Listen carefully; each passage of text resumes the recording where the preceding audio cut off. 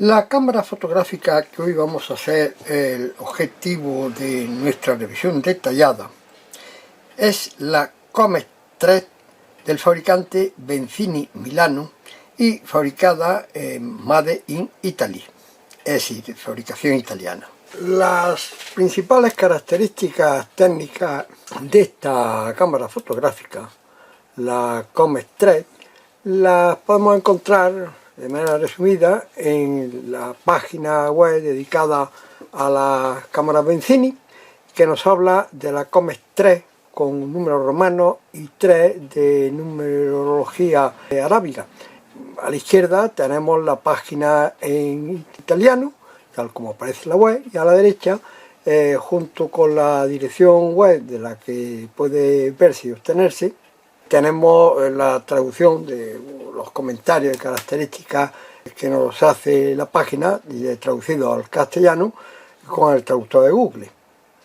En definitiva, como principales características, nos dice que la Comet 3, tanto la 3 de números romanos como de numerología arábiga, fue comercializada por la empresa Benzini. El año de presentación de la 3 fue en 1956 y es un aparato metálico de formato de película 127, negativo de 3x4 y objetivo de focal, esto no lo dice directamente la propia cámara, de 65 milímetros y luminosidad f1.11, que tiene puesta a foco con su escala en metros y que el diafragma es único.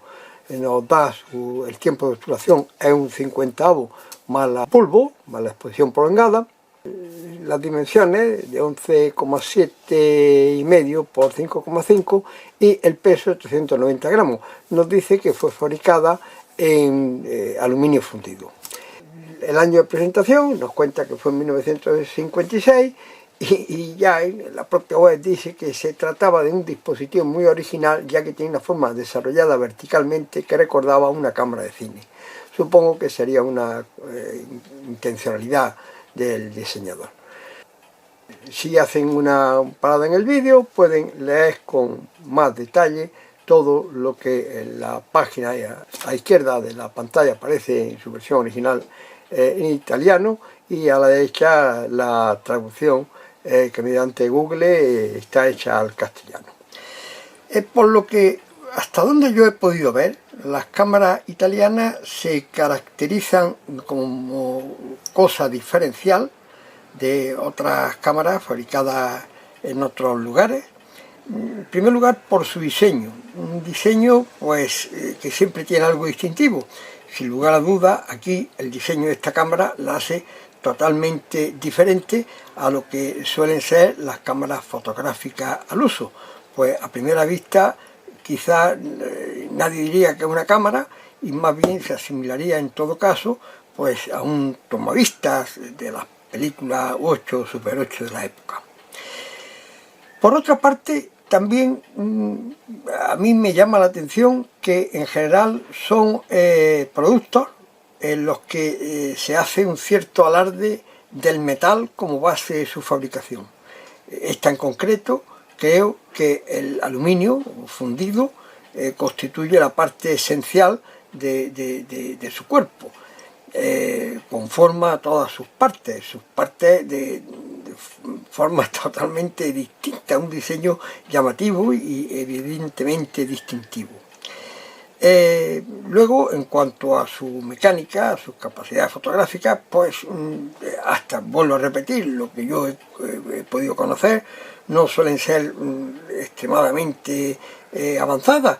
Son cámaras generalmente más bien sencillas. Esta en concreto es una cámara que dispone de un menisco como objetivo, eso sí, con capacidades de enfoque que van desde el infinito hasta el metro, un enfoque helicoidal de tipo tornillo, y lo sé con certeza porque en su día tuve que desmontarlo y limpiarlo.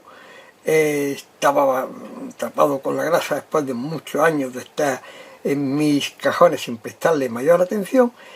Y bueno, ya también diré de que el revestimiento exterior en piel negra pues estaba totalmente desaparecido. En realidad una cámara a la que yo no le presté mucha atención porque era un trozo de aluminio con forma extraña, que además tenía el objetivo totalmente bloqueado.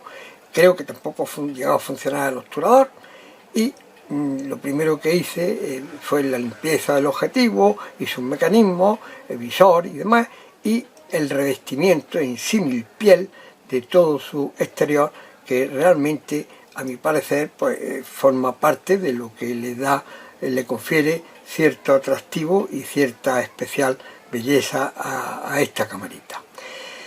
Siguiendo con sus características, pues el objetivo ya hemos dicho, que es un menisco simple, con enfoque por tornillo, que va desde el infinito hasta el metro. Curiosamente, ese menisco sí parece tener un revestimiento, porque los tonitos que da de reflejo de la luz, da unos tonos azul magenta, como si tuviera algún recubrimiento y estuviera preparada para la foto en color. Y en cuanto a su velocidad, pues tiene una velocidad que se marca en un 50avo y la posición B de bowl, de perilla, de bulbo. Su accionamiento, en principio, una vez cargada, y ahora hablaremos de la carga de la película porque es algo en lo que normalmente no me detengo, pero en esta ocasión sí me voy a detener un poquito, porque supone algo de complicación diferente. Es muy simple. Su película es de rollo 127, como ahora después veremos, y una vez cargada se arrastra la película y su papel soporte hasta que aparece el número en uno de los contadores, el 1 por ejemplo, se hace el disparo y se vuelve a arrastrar hasta que en la segunda ventana vuelve a aparecer el mismo número. Era la forma en la que se conseguían de un rollo de 127 que estaba preparado básicamente para dar 8 exposiciones de 4×6 al largo, 12 exposiciones de 6×6 en cuadrado, o reducido, como en este caso, daba 16 exposiciones de lo que globalmente podemos decir 3×4 centímetros, y luego detallaremos con más precisión. Entonces, una vez pasada la película, encuadrada la imagen, con un visor de apariencia pequeña, pero que da bastante buen resultado en horizontal, para tomas horizontales. Para tomas verticales, su uso inclinado resultaba un poco más molesto. Y una vez pasada la película al fotograma correspondiente, como digo, esta palanquita que hay aquí es la que se accionaba para el disparo, el clic-clic. Eso es. Tenía, como vemos, toma para flash, pero sí debo decir que cuando lo probé con un flash electrónico no parecía sincronizar. O sea, puede ser que estuviera preparada más bien para bombillas, los flashes de bombilla. Y como decía antes, me voy a parar un poco en su carga, pues es algo con lo que en la primera prueba que hice de ella cometí un error, creo que fácil de cometer, y voy a explicar para que no se cometa si se quiere llegar a utilizar. La abertura de la cámara es también de diseño. De diseño es que esta palanquita, incluida en este círculo, que ahora vemos con unas rayas continuas, si nosotros las giramos hasta que nos deja expuesta la parte sin rayas, entonces la cámara se abre, se separa en las dos partes de su cuerpo, y queda por una parte el chasis, que vemos que tiene el objetivo, disparador y tal, y aquí queda una placa de presión. Se supone que esta placa de presión hará su efecto. Este es el cierre, que al girarlo vemos bloquea la otra parte del cuerpo para que no se escape, no se salga, y aquí tenemos la parte en la que va cargada la película. Es, como antes he dicho, de un rollo 127, y la dificultad de carga es que si intentamos hacerla así, que es la postura de la cámara, queda un poco raro. Entonces la vamos a poner en horizontal y voy a proceder a ello explicando lo que hay que tener especialmente en cuenta. Aunque dispongo de carretes originales ya caducados, como eran del Negrapan, la película que fabricaba Negra en España, la Casa Negra, algunas películas también ya caducadas de 127 de Kodak, pero las películas caducadas ya he comprobado, y en otros vídeos con cámara 127 se ha constatado, que dan un problema de unas manchas producidas, parece ser, por una degradación de la emulsión en contacto con el papel de respaldo.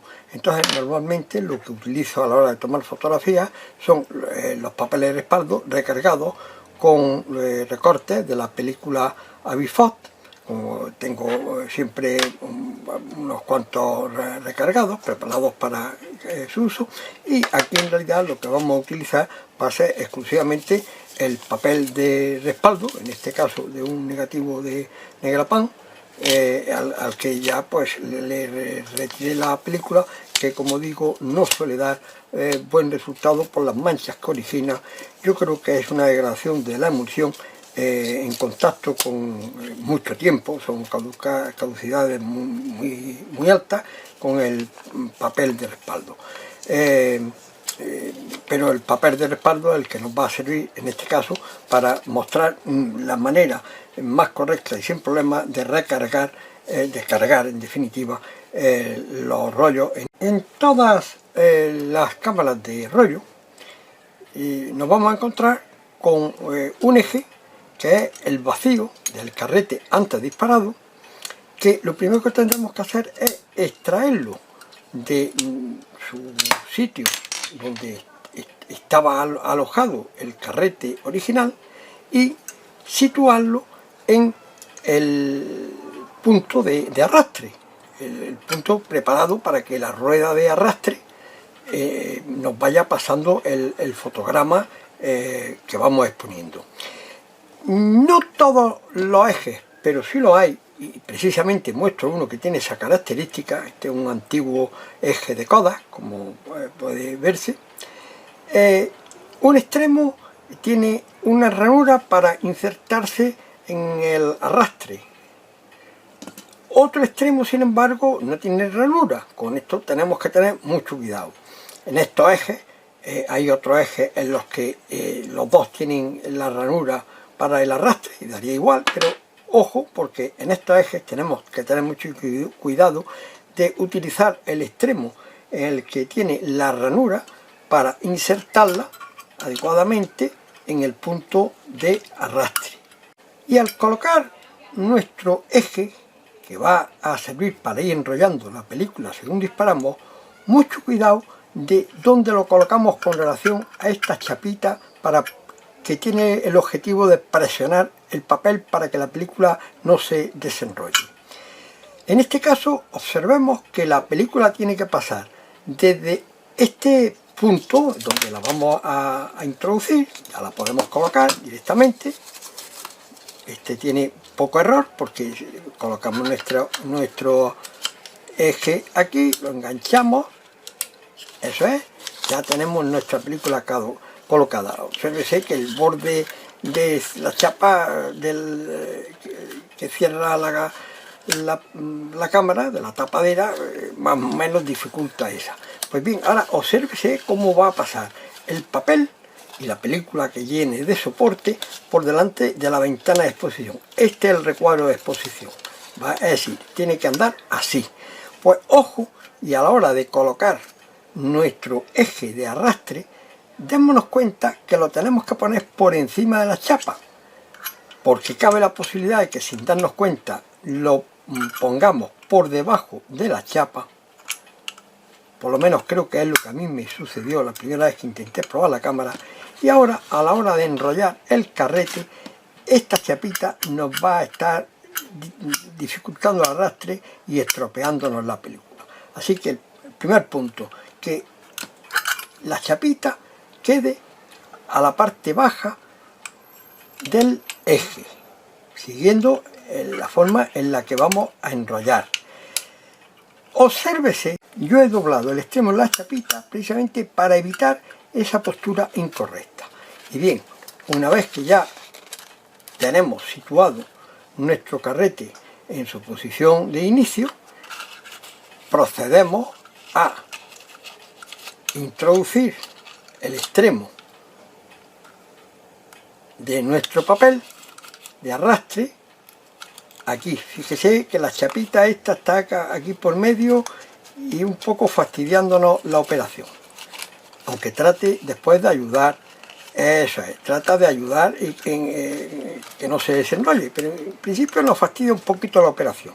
Ahora arrastramos y con cuidadito de que papel y película hayan entrado dentro de la guía, que no se nos haya quedado fuera en el borde mordiendo. Bueno, pues esta es la precaución. Apretamos para que nos quede tenso. Esta es la precaución en la que quiero insistir a la hora de la carga, precisamente para evitar los problemas que en un primer intento creo que fueron los que a mí me estropearon el negativo. Bien, una vez que hemos cargado nuestra película, observemos que ya aparecen aquí las flechitas, pueden ser dos flechitas discontinuas como en este caso, una flecha entera, que más o menos ya quiere decir que viene la película, que está próxima a la película, y ya debemos de proceder a cargar el conjunto que hemos sacado, extraído del cuerpo de la cámara, ya con la película cargada en su posición. Eso es. Si lo hemos hecho todo bien, vemos que encaja con suavidad. Eso es importante. Las cosas se tienen que producir con suavidad. Y una vez hecho esto, bloqueamos la cámara. Ya tenemos la película cargada. Y como he dicho antes, ahora en el sencillo funcionamiento de la cámara, lo único que nos tenemos que preocupar es de ir arrastrando. Y no son muy visibles las ventanitas,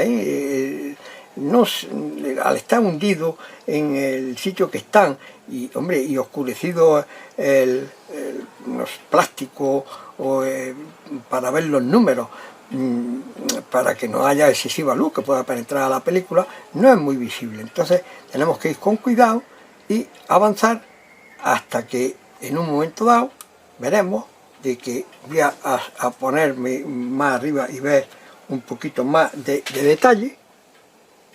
Vamos a intentar ver un poquito más de detalle. Enfocamos y ahora vamos avanzando hasta que tenemos que ver la primera ventana. Si estamos arrastrando aquí, quiere decir que el carrete está puesto en el lado opuesto y va a ir avanzando de esta manera. Entonces en esta primera ventana nos aparecerá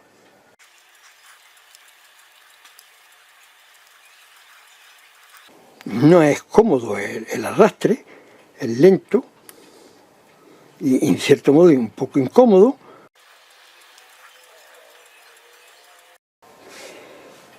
Vemos pues que arrastrando y no sin dificultad empiezan aquí a aparecer en la ventana inferior las primeras flechitas que nos indican que viene la película. Después de las flechitas aparecerán unos puntos, a ver si son visibles. Vamos a ver, el sistema no es cómodo ni práctico digamos a niveles de diseño, no es fácil de ver. Vemos aquí aparecen primero unos puntitos, unos cuadraditos, y al final aparecerá el número 1. Ahora despacito, y aquí está el 1. Mal que bien, ya se ve el 1.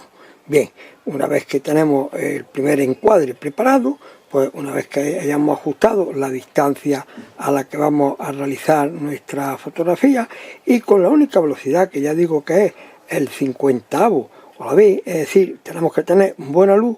Quizás con luz excesiva el color se pueda sobreexponer mucho, el blanco y negro se lo trae bien, aunque quede sobreexpuesto bastante. Y bueno, pues actuando en nuestra palanca de disparo, una vez que encuadramos con nuestro visor, pues podemos tener el primer fotograma. Hecho esto, pues pasamos ahora a volver a bobinar, y hasta que con la misma dificultad que antes, por lo menos, ahora ese 1 seamos capaces de verlo en la ventana superior. Vamos a ver si somos capaces de visionarlo. Nos aparecen los cuadraditos, bien, y ahora nos aparece el 1. Bueno, pues mal que bien ya vemos ese 1, con lo que ya estamos en condiciones de hacer la siguiente toma, la siguiente fotografía, que sería el de los total de los fotogramas, el segundo fotograma de los 16, y así sucesivamente. Dan ganas algunas veces de quitarle los colorcitos, los plastiquitos estos, y ver bien el número, porque resulta francamente difícil, pero en fin, es una dificultad a superar. Y así pues llegamos al final del fotograma, y ahora pues vamos a ver los resultados fotográficos que pueden obtenerse de esta sencilla cámara, que a pesar de su sencillez, para mí pues los resultados pueden ser satisfactorios, solventando todas sus limitaciones, más allá del bonito diseño con el que está realizada esta Comex 3. Vamos a ver las fotografías tomadas. Como ya se ha dicho, para la toma de las fotografías con esta cámara, con el rollo de formato 127, hoy día discontinuado, como bien saben, y como ya he explicado también en otros vídeos que he utilizado este formato y esta película, son rollos recargados a partir de unas películas que compré en lata de la AFA Bifot PAN 200P1. Y también con este esquema que ya repito de otros vídeos, teniendo en cuenta que la longitud del rollo son 63 centímetros, de las latas compradas, si todo lo convirtiera en 127, saldrían 145 rollos, cuyo coste resultaría, en función de lo que pagué por la película, hacer 90 € el rollo, lo cual es evidentemente bastante económico y permite hacer todo tipo de experimentos con estos formatos.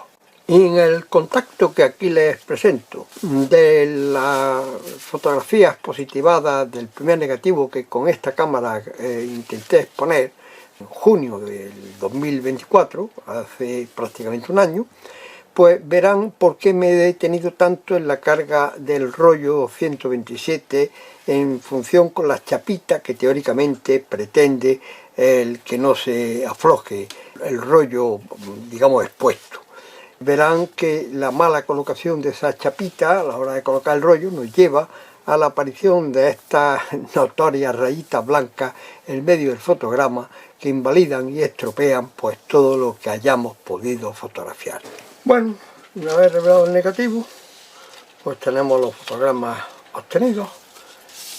Vemos en principio un buen aspecto. Veo que me quedé corto a la hora de cortar la película, puesto que tanto el primer fotograma como el último pues han quedado incompletos. Entonces se ve que me quedé un poco corto a la hora de cortar la película. Vemos que el interpaso es variable, seguramente está que si el 1, que si el 2, la repetición y tal. Llegamos de esta manera, y a partir de esos negativos, a la obtención del contacto digital de los fotogramas, de los 14 fotogramas en lugar de los 16, como digo, finalmente conseguidos. Y en principio pues vemos que todos pues, podrían ser aprovechables por su exposición y demás. Podemos observar en algún fotograma que hemos tapado el objetivo de la cámara al disparar, como sucede con el fotograma de la fila cuarta a la tercera columna. Y por lo demás, bueno, pues vamos ahora a positivar algunos y verlos con detalle para ver el rendimiento real de esta camarita.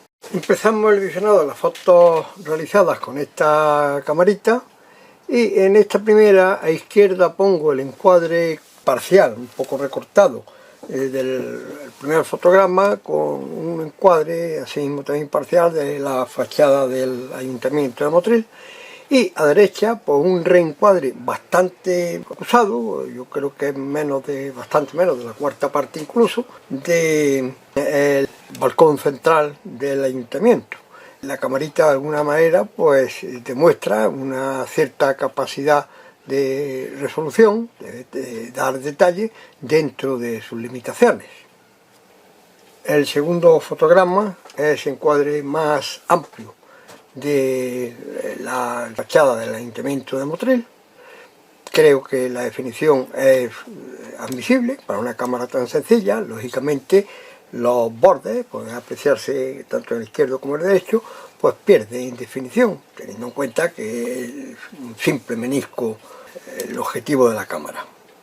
Pasamos ahora a una vista de lo que es el paseo, ya repetida en otros vídeos, un encuadre repetido en otros vídeos, porque aprovecho pues, para mostrar tanto el detalle de los elementos presentes como la profundidad de campo a la que queda fija esta cámara con su único diafragma, que ya nos dice las características técnicas vistas al principio, que es de F11. Bueno, se repite una calidad aceptable dentro de las limitaciones de la camarita, y por cierto que es una foto histórica porque el paseo está en transformación, se ha levantado toda su solería y parte de su acabado de jardinería, con lo que el próximo o será de las obras o será del estado que haya resultado de las mismas. Este es el lateral derecho a la explanada, la carretera que baja al puerto, que existe entre el Paseo de la Explanada y lo que es el llamado Cerro de la Virgen. Vemos que el vehículo que se desplaza a la derecha inferior de la foto pierde definición, posiblemente por la limitación de la propia velocidad del 50avo de la cámara, así como lo que ya hemos dicho respecto a la pérdida de definición en los bordes de la imagen, manteniéndose muy aceptablemente en lo que es el centro de ella.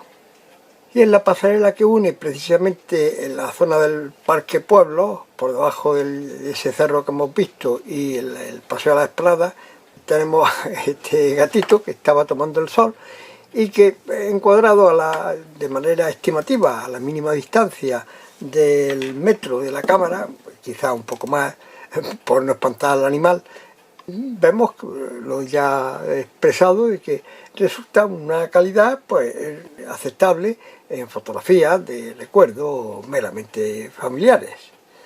Este encuadre pues, nos muestra parte de lo que es la pasada industria azucarera de Motril, con un edificio de izquierda de su pasado histórico y una chimenea de la fábrica de azúcar que había en esta zona al fondo derecha de la imagen. Esta fotografía tomada en el Parque Pueblo, en el estanque del Parque Pueblo, al borde de dicho estanque, a la izquierda presenta el fotograma más o menos completo y bueno, creo que da una calidad bastante aceptable del conjunto. Incluso vemos a la derecha un reencuadre, pues como la cuarta parte del negativo, que aparecen las tortugas tomando el sol que allí había de una manera más cercana, y vemos que hasta es capaz de aguantar un cierto reencuadre de aproximación, la calidad que el negativo nos da, que aquí estaría enfocado pues, aproximadamente a unos 3 metros, 4 metros. Vista general del Santuario del Cerro, desde el Parque Pueblo, con una florecita en primer término, y bueno, dentro de la calidad limitada que este objetivo, un simple menisco, nos puede dar, creo que es una imagen que podríamos haber obtenido en cualquier viaje a un sitio fuera de nuestra localidad y nos serviría perfectamente de recuerdo de aquel entorno. Considero que da una calidad muy aceptable. Aquí, tomada dentro del estanque, es un contraluz con bastante oscuridad en el primer término, sobre todo delante del árbol, que limita la capacidad reproductiva de la propia película, que además en zonas de poca iluminación tiende a dar una serie de manchas como aquí se aprecia. Esta, por el contrario, tomada a pleno sol, plena iluminación, una de las figuras del grupo escultórico que simboliza el encuentro de los pueblos, pues vemos una calidad más que aceptable. Aquí el encuadre estaría a unos 3-4 metros y vemos que con el diafragma de 11 de la cámara y ese enfoque estimado a la distancia que en ese momento aprecié que estaba la escultura, pues da una calidad muy aceptable. Dentro de este mismo grupo escultórico, con el primer término de unas visitantes que estaban contemplando tanto el grupo escultórico como el santuario del fondo, vuelvo a repetir un poco lo mismo, precisamente la parte más expuesta al sol de la escultura y del edificio creo que queda perfectamente, aceptablemente definido, mientras que el primer término en oscuridad, con menos luz, empieza a dibujarse por ciertas manchas que yo creo que son del propio negativo, posiblemente de exposiciones a rayos X en el proceso de su importación del propio negativo. Como conclusión, al menos la mía, sobre esta camarita, yo creo que es de decir y reconocer que su diseño, su calidad de diseño justifica tenerla, ponerla en nuestra vitrina y disfrutar pues, de un diseño especial, distinto, que no deja de tener su propia relevancia. Ahora bien, no es desde luego una cámara en la que el diseño de sus mecanismos, de su arrastre, de sus contenidos, se haya hecho pensando en unos buenos resultados y sobre todo en una facilidad de manejo que no tiene.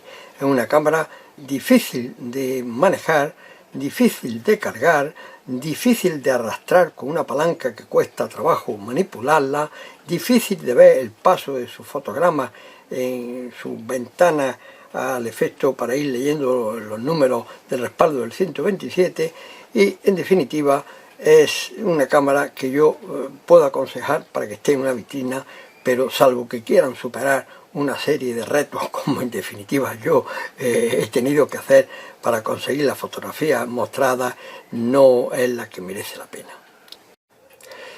Termino como siempre diciéndoles que si les gustó el vídeo y conseguí al menos entretenerles y quizás descubrirle algo nuevo, no dejen de dar su aprobación y suscribirse a mi canal. Canal Marjós, lista de reproducción, cámaras de ayer, fotos de siempre. Muchas gracias.